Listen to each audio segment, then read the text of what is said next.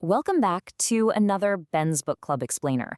I am so thrilled you're here today because, well, we're going to look at organizational behavior through a completely different, frankly, mind-bending lens.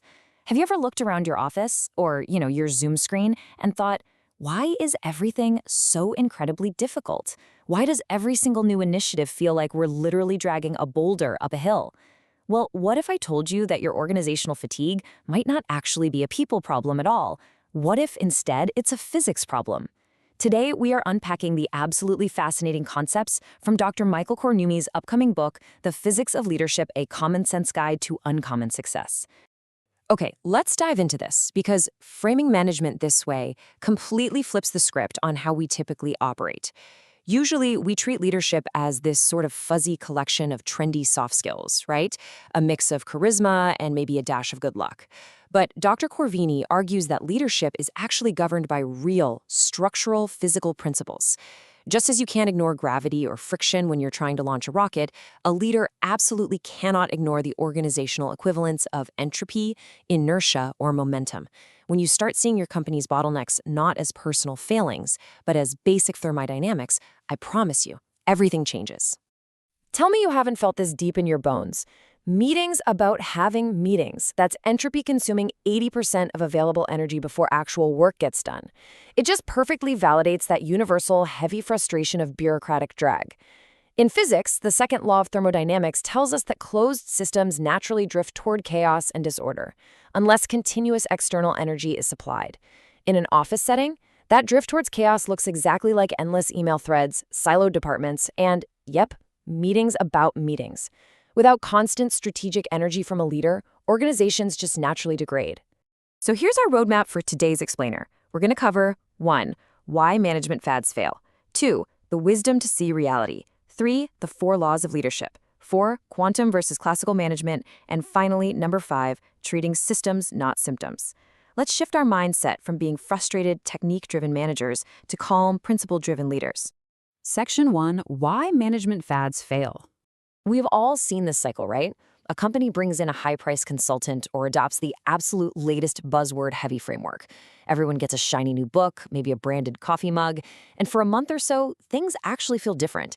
And then, everything snaps exactly back to the way it was. Why do organizations constantly adopt and abandon these isolated tools? Well, it's because we rely on techniques. Techniques are short-term, they're turn-dependent, and they are highly situational.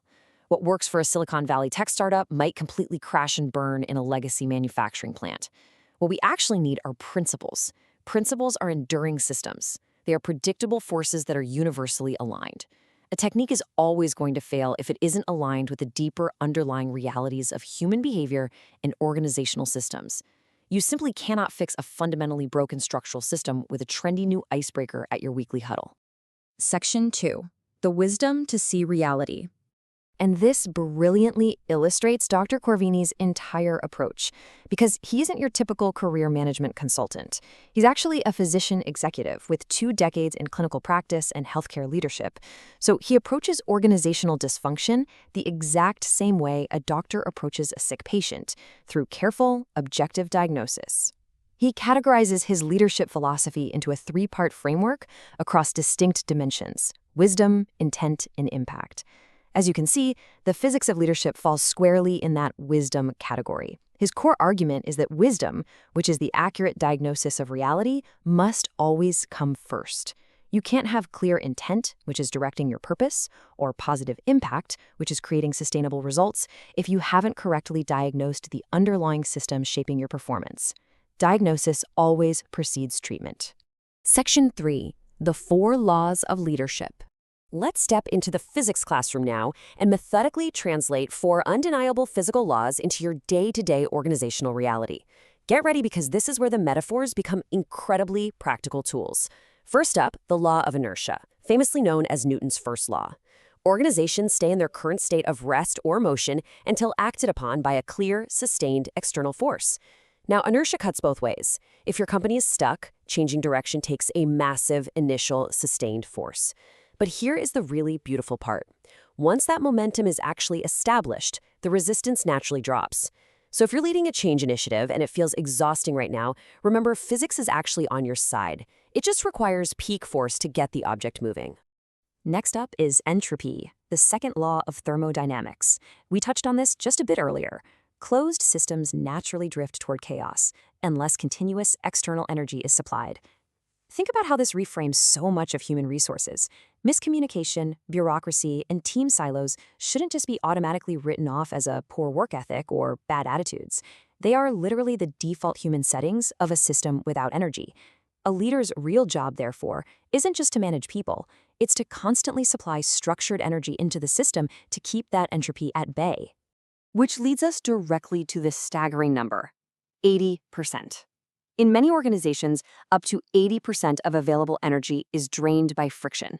We're talking internal policies, toxic communication, ambiguous roles, all before any actual productive work even begins. Imagine trying to sprint while dragging a massive, rusty anvil behind you.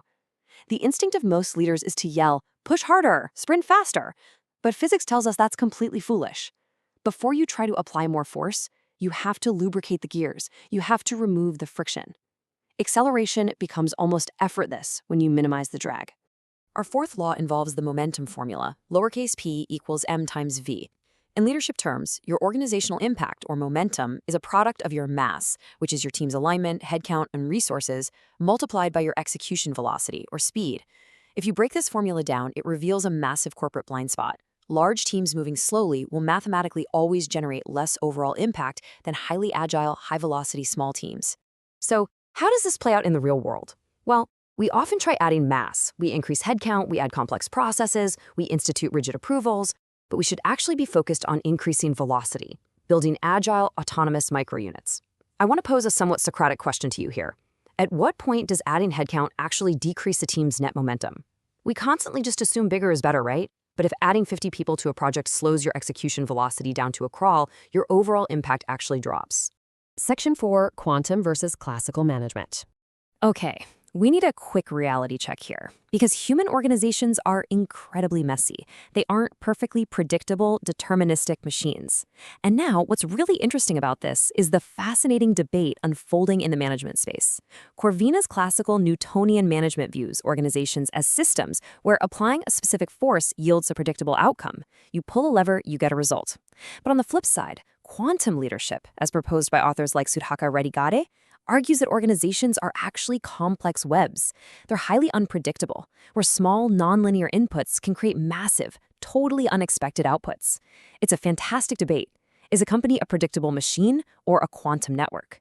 But honestly, whichever side you lean toward, both agree that understanding the invisible forces at play is absolutely non-negotiable for success. Section 5, Treating Systems, Not Symptoms. This brings the focus right back to Dr. Corvini's core strength as a physician. Think about it. In medicine, treating a cough without figuring out if it's caused by a simple cold or a severe infection is basically malpractice. In business, treating poor sales with a pizza party rather than examining the incentive structure is just as negligent. You must identify root causes rather than merely reacting to visible symptoms.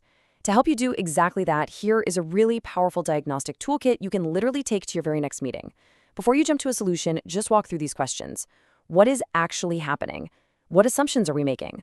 Which forces are producing this behavior? What unintended consequences might our intervention create? And crucially, is the problem in the people or in the system?